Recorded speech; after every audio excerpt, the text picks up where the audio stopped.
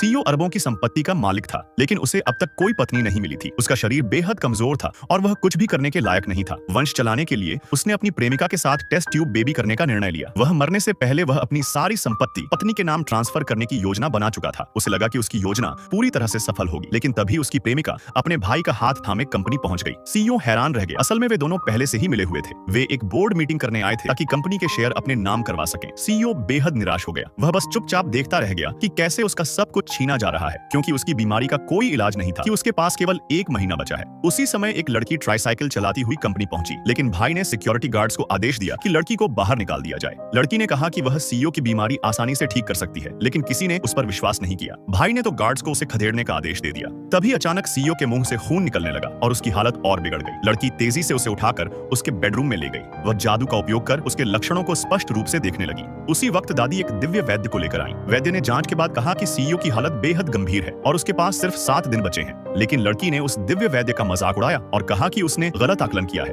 वह सीईओ की जान बचा सकती है। कोई उस पर विश्वास नहीं कर रहा था। तभी लड़की ने अपनी सबसे कीमती औषधि निकाली। दादी ने उसे मौका देने का फैसला किया। लड़की ने दवा सीईओ के मुंह में डाली, लेकिन वह उसे निगल नहीं पाया। लड़की ने जादू से उसे दवा निगलवाने की कोशिश की। दवाई पीते ही सीईओ बेहोश होकर बिस्तर पर गिर पड़ा। दिव्य वैद्य ने जांच कर कहा कि सीईओ की मृत्यु हो चुकी है। दादी और वैद्य दोनों ने लड़की की निंदा शुरू कर दी। लड़की को गार्ड्स द्वारा ले जाया जाने लगा, लेकिन उसी क्षण सीईओ की आंखें खुल गईं और उसकी तबीयत पूरी तरह ठीक हो चुकी थी। सीईओ ने जान बचाने के बदले उस लड़की से शादी कर ली और अपनी सारी संपत्ति उसे सौंप दी।